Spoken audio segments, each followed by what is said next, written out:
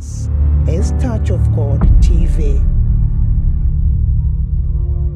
When someone speaks something to you, tell that person, we don't believe this gospel. We don't believe this gospel. Show what you are saying. I want to see what you are saying. Because at our church, they preach, they cast out the spirit. They demonstrate what they are saying. Power.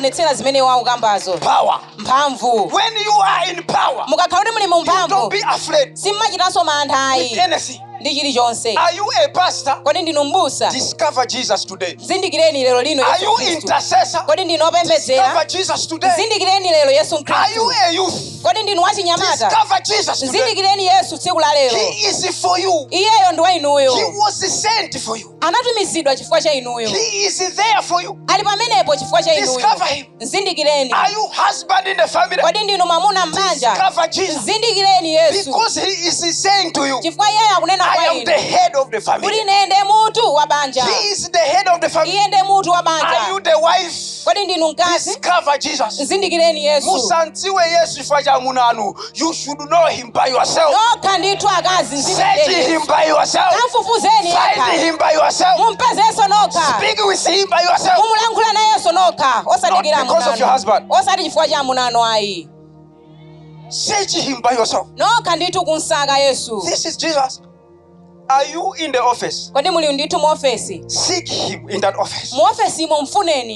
Talk with him in that office. Communicate with him in that office.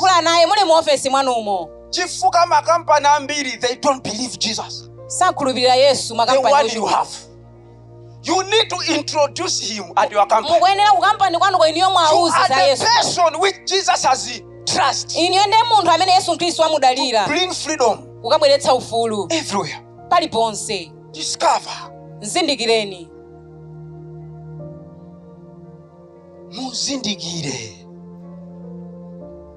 Muzindigire abusa muzindigire. Apostle nzindigire. Akungofuna kuti mukanziwa abwera. Akangobwera ndikukhala ndi inuyo. Zimene simaoneka kuti zinali kutali kuja simakuandikirani.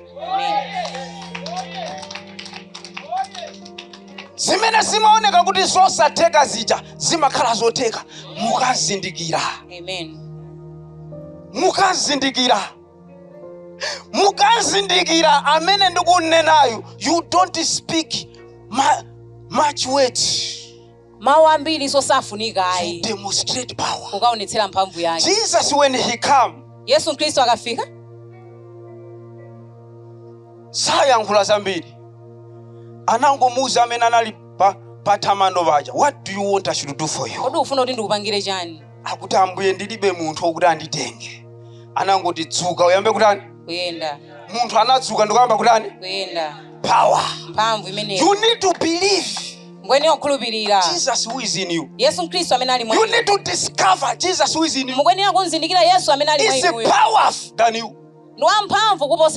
Stronger than you. The Bible says, palibe muntu amene angapambane ni mphamvu zake. It's impossible. Auze na neba. Palibe muntu amene angapambane ndi mphamvu zake.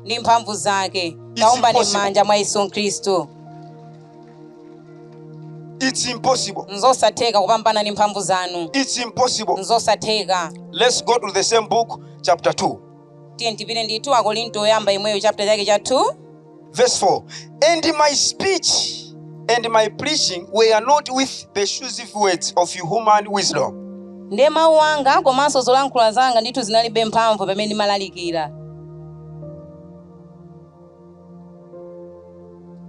I'll say it again.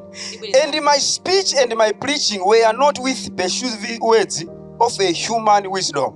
But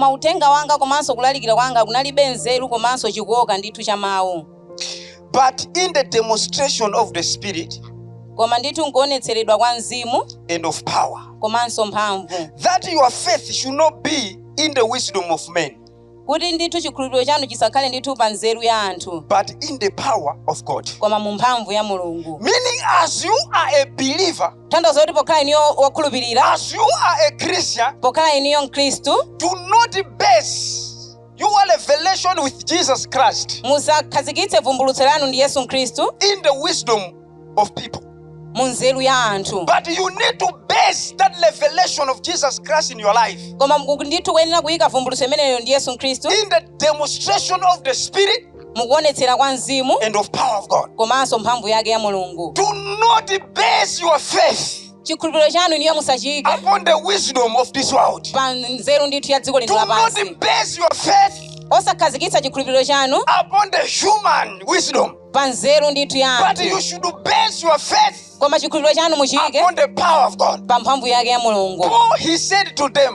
Paulo anayankhula my nawo speech was not of a human wisdom. akuti zolankhula zanga sinali nzeru ya My anthu, gospel was not in the human wisdom. uthenga wanga sunali My ndithu nzeru ya strength is anthu, not in the human wisdom, kulankhula wanga sinali ndithu nzeru but ya in anthu the ayi, demonstration of the Spirit koma nkuonetsera ndithu kwa mzimu and the power of God. komanso mphamvu ya In the Mulungu, demonstration of the Spirit nkuonetsera kwa mzimu and the power of God. komanso mphamvu yake ya He Mulungu. refused to speak a word Iye anakana kulankhula mawu without the Spirit of God speaking in him. popanda ndithu mzimu wa Mulungu kuyankhula kudzera mwa He iye. refused to speak the word Anakana iyeyo kulankhula mawu without the power of God backing him. popanda mphamvu ya Mulungu ndithu kukhala He naye. said, as long as I have discovered my Jesus, Ananena kuti pokhapokhapo ine ndazindikira Yesu I am Khristu, going to preach this gospel ineyo ndilalikira uthenga umenewu under the influence of the Spirit. pansi panthu pa mphamvu ya mzimu I am woyera. going to preach this gospel Ndilalikira uthenga umenewu under the demonstration of the power of God. pakuonetsera ndithu mphamvu yake ya You Mulungu. can never notice at a place